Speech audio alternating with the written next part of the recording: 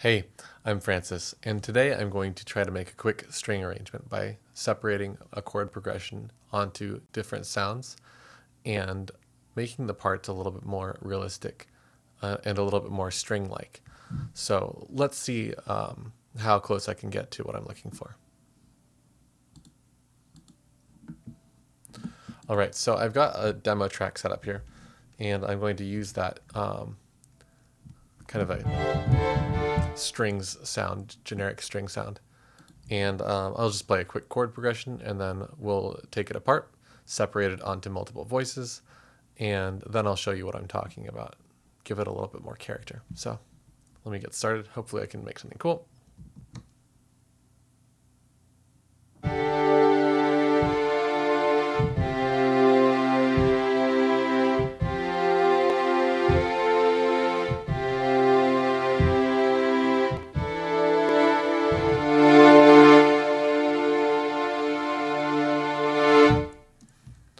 Okay, good enough for me. To begin with, I'm going to make 4 tracks for the different voices. And I'm going to use instances of Kontakt for each of these. And this will take a moment to load, so forgive me. And what I'm going to do here is essentially put a different string instrument on each track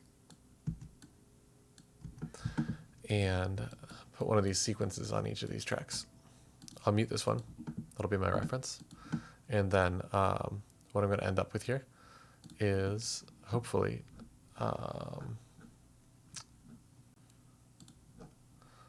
violins,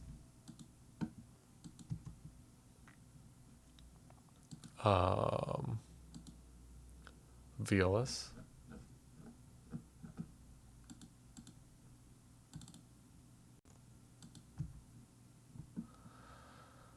I should switch this. This one should be second violin, so I'm going to use 2 instances of violins.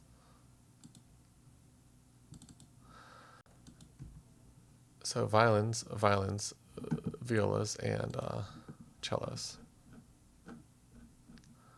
And sometimes it's common to double your cellos an octave down. We'll do that if we need to. Otherwise, I'll just leave it alone. So my first step is going to be just like in my last video, essentially just killing the low voices on the first track, killing everything but the second lowest voices on this track, and then keeping the third voice on this track. Oops, I need to kill the cellos as well. And then finally getting rid of that stuff. So now we've got 4 parts. Sounds like this. A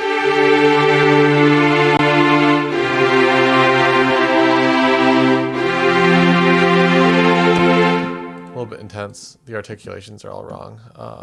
Let me just check these and see what we've got them set to. That's fine, whatever.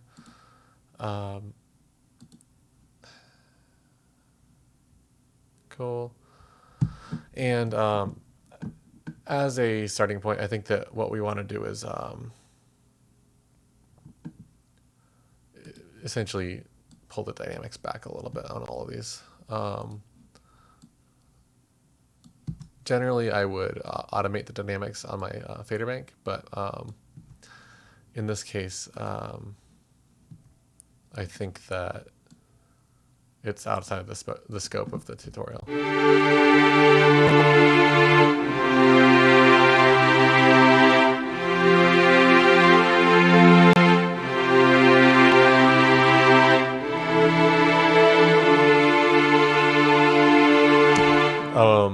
And that's sounding pretty good so far, but I want to put the string section separated around the imaginary space. So I think I'm going to pull my violins a little further off to the side, my cello over to the right, and I think that I do want to make this really big, so I'm going to make another track here for the basses. And for the bass part, I will use the same line as the cellos down an octave. So let's just get this and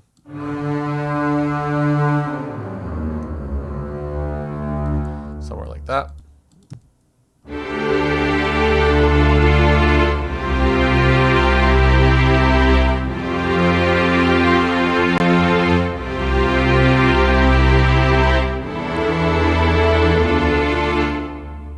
And then those last notes, I think I want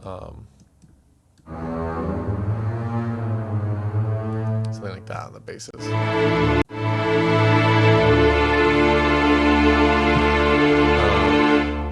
Cool. Okay. My next step is to try and make these parts a little bit more expressive, less like I played them all at the same time on chords like I did. So let me just hear each one by itself and think about what I could do.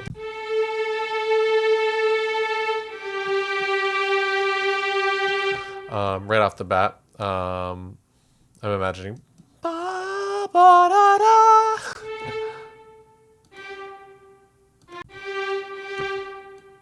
And so I'll set this to 8 notes and let's see.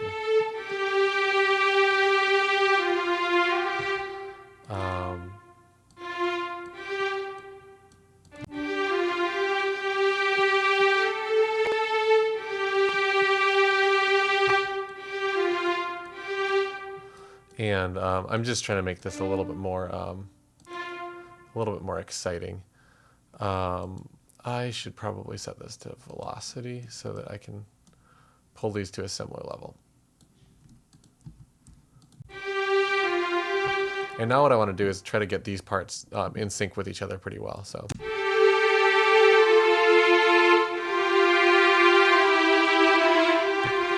maybe right in there. Get some type of harmonization going.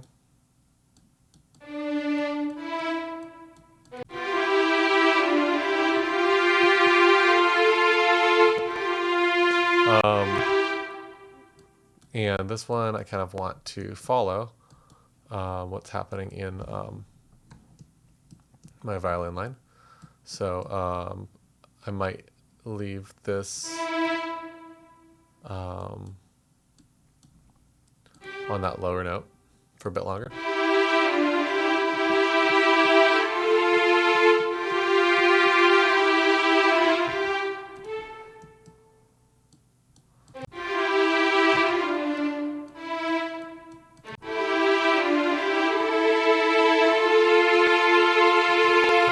Cool. That's feeling pretty solid. Again, I just want to check my velocities and make these like closer to being even. I think that I need to do that here as well. No, already got it. Great. Okay, so that's my starting point. Let's see how that sounds in context, see if I have any new rubbing notes.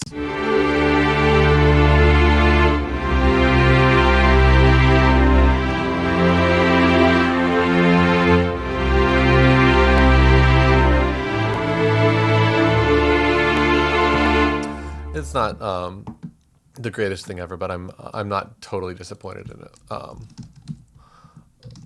I'm just gonna name these so I don't go crazy. And we'll usually notice that something like a viola will have a really boring part if you're not careful. And in this context, I think that I want to take my viola and give it a little bit more spice, a little bit more excitement. So we've got, you almost want to imagine singing the line and see how boring it is to sing and how you can make it more exciting. So,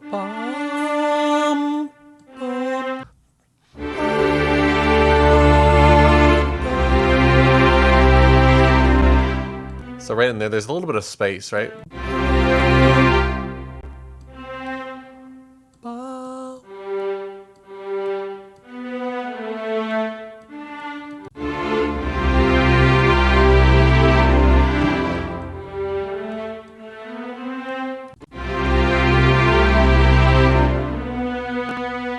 Oh, I'm on key snap. I shouldn't be.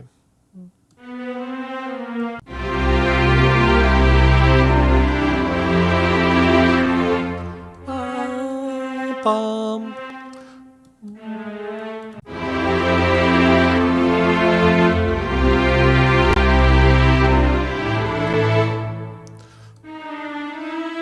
I can get in on that little suspension action over here, I think. And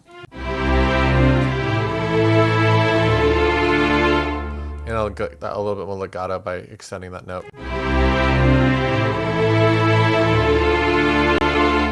And I wonder if I could squeeze that out a little bit longer.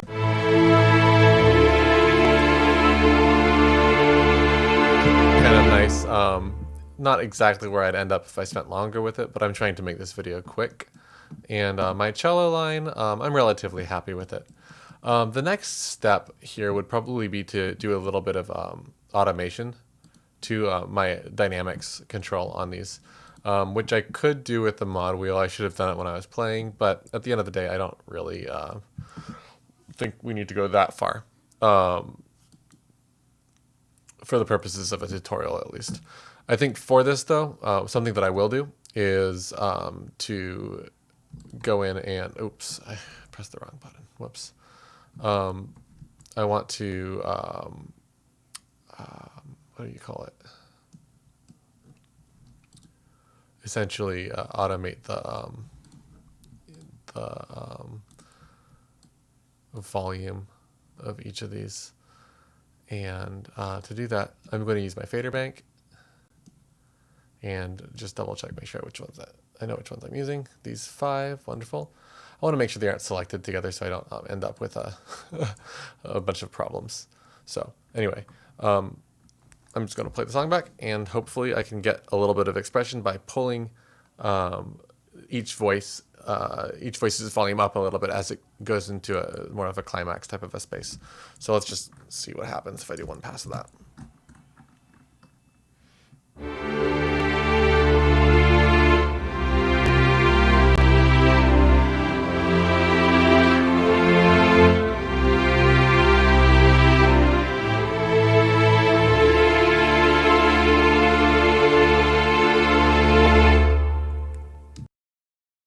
Whoops, I just did something. I just rendered a stem by accident. I didn't mean to do that. So let's just take this back to read mode. Well, I guess I should probably do that with all of these. Want to make sure they're all in read mode. And these aren't all selected. I keep misclicking. Great. And I can see that there's now automation lines. You can see that they have quite a great deal of resolution because I'm doing this on a fader bank. And let's just hear what this finished product sounds like now.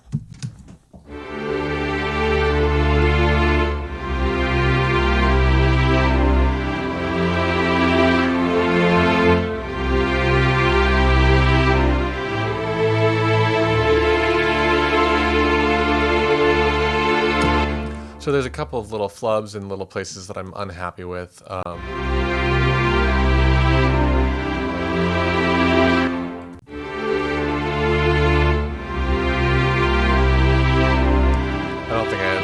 don't think I like this note after all.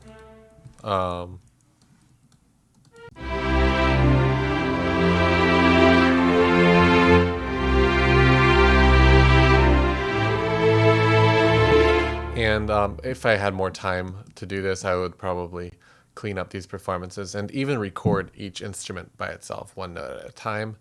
Again, that takes an enormous amount of time, and you can imagine the difference is, 5 minutes becomes an hour.